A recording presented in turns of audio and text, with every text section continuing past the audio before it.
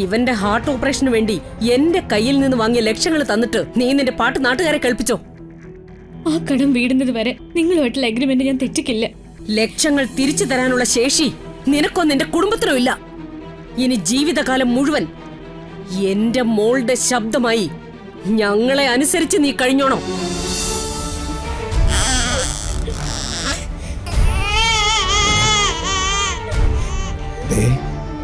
മോന്റെ കുഞ്ഞുവാവ,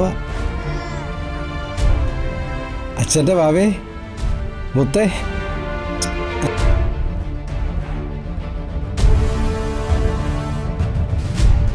മരണം തൊട്ട് തലോടിയിട്ട് വെറുതെ വിട്ടത് എന്നെ. അതൊരു പക്ഷേ ഇവിടം വരെ നീണ്ടൊരു യാത്രയ്ക്ക് വേണ്ടിയിട്ടായിരിക്കും. കുഞ്ഞുനാൾ മുതലേ ഞാൻ പാടുമായിരുന്നു. അച്ഛനും അമ്മയും എന്നെ പ്രോത്സാഹിപ്പിക്കുമായിരുന്നു. എന്നെ സംഗീതം പഠിപ്പിക്കാനായിട്ട് അവരൊരുപാട് പാടുപെട്ടു.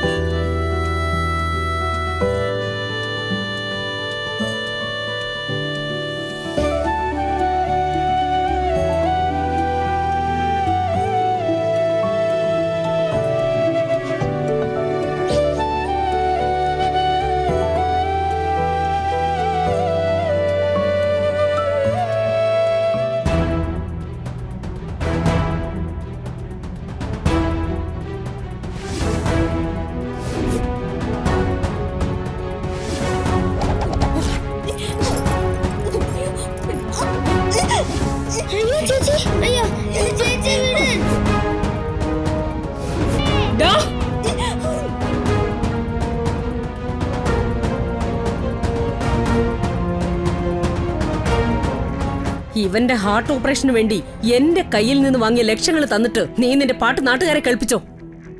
ആ കടം വീടുന്നത് വരെ നിങ്ങളുമായിട്ടുള്ള അഗ്രിമെന്റ് ഞാൻ തെറ്റിക്കില്ല. ലക്ഷങ്ങൾ തിരിച്ചു തരാനുള്ള ശേഷി നിനക്കോ നിന്റെ കുടുംബത്തിനോ ഇല്ല. ഇനി ജീവിതകാലം മുഴുവൻ എന്റെ മോളുടെ ശബ്ദമായി ഞങ്ങളെ അനുസരിച്ച് നീ കഴിഞ്ഞോണം.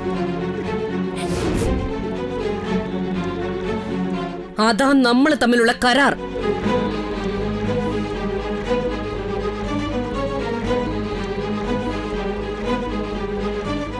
എന്താ സംഭവിച്ചത്? നമ്മളെ ഉദ്ദേശം നടന്നില്ല.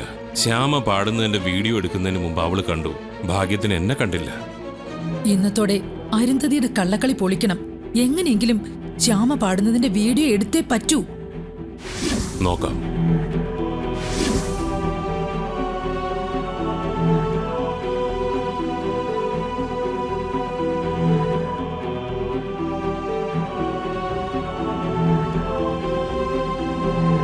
ജഗൻ, ആ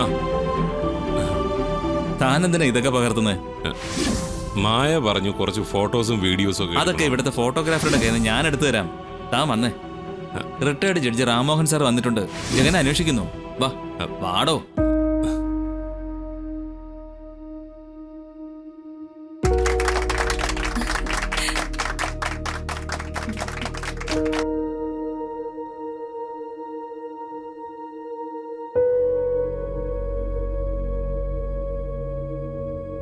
കോയമ്പത്തൂര് കിടക്കുന്ന ചെക്കൻ ഇവളെ കണ്ട് ഇഷ്ടപ്പെട്ട് കെട്ടിക്കൊണ്ടു പോവെന്ന് പറഞ്ഞാ കണ്ണും പൂട്ടി അത് വിശ്വസിക്കാൻ ഞാൻ അത്ര പൊട്ടിയൊന്നുമല്ല.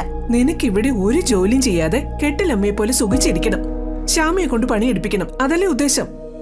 ഇനി അത് നടക്കില്ല. പെണ്ണ് കാണാൻ വരുന്ന പയ്യനെ ഇവളെ ഇഷ്ടപ്പെടുകയും ചെയ്യും, കല്യാണം നടക്കുകയും ചെയ്യും. എന്ത് നല്ല നടക്കാത്ത സ്വപ്നം. ഓടിയോടുന്നു. ശ്യാമേ, ജഗന്നാഥ് സാറ് വഴി വന്നതാണെന്ന് കരുതി ഞങ്ങൾ ഈ വിവാഹത്തിന് നിന്നെ നിർബന്ധിക്കില്ല. പയ്യനെ നിനക്ക് ഇഷ്ടപ്പെട്ടാൽ മാത്രമേ ഈ കല്യാണം നടക്കൂ. അതെ, അതിലൊരു മാറ്റം ഉണ്ടാവില്ല മോളെ. സ്വപ്നങ്ങൾ പോലും വിലക്കപ്പെട്ടിരുന്ന ഒരു പെൺകുട്ടി സ്വപ്നങ്ങളെ കാണിക്കാൻ തയ്യാറായിട്ടുള്ള ഒരാളുടെ കൂടെ ഒന്നിച്ച് നടന്നു.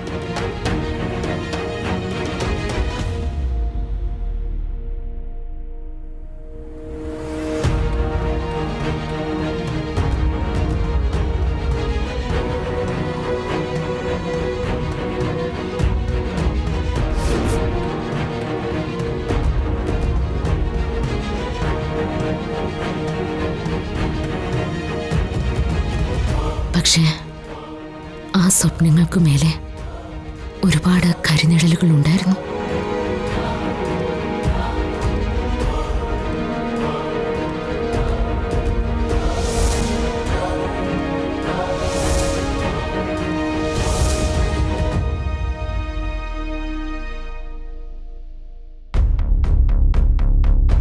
വർമ്മ സാറും മക്കളും ഒക്കെ അവൾക്ക് സപ്പോർട്ടായിട്ട് നിൽക്കുമ്പോ അവൾ അങ്ങ് അനുദിനം വളരും. നമ്മള് തോറ്റുകൊണ്ടിരിക്കും. എന്തെങ്കിലും ചെയ്തേ പറ്റൂ. അതിനുള്ള ഒരു പ്ലാനുമായിട്ടാ ഞാൻ വന്നിരിക്കുന്നത്.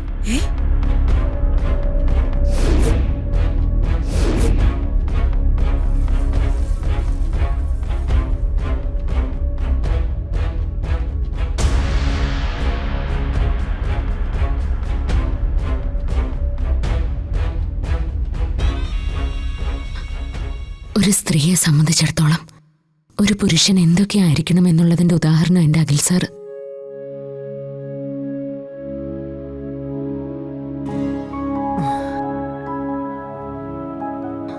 അഖിൽ സാർ അടുത്തുള്ളപ്പോ ദൂരെ എത്ര ഉണ്ടായാലും നമ്മൾ തളരില്ല. അഖിൽ സാറിന്റെ ഓരോ ചലനങ്ങളും ജീവനുള്ളതായിരുന്നു.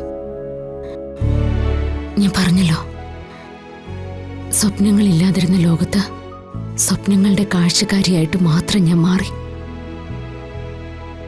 ഒടുവിൽ ഞങ്ങൾക്കൊരു കുഞ്ഞ് പിറക്കാൻ പോകുന്നു.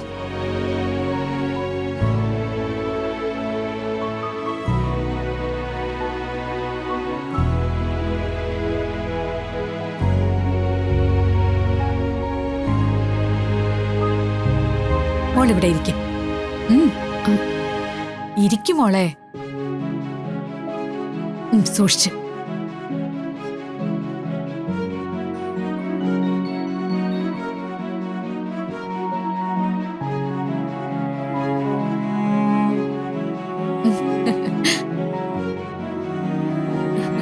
ഒരു കുഞ്ഞിനായുള്ള കാത്തിരിപ്പിന്റെ സന്തോഷമില്ലാതാക്കിക്കൊണ്ട് അവരെ ദ്രോഹിച്ചുകൊണ്ടേയിരുന്നു.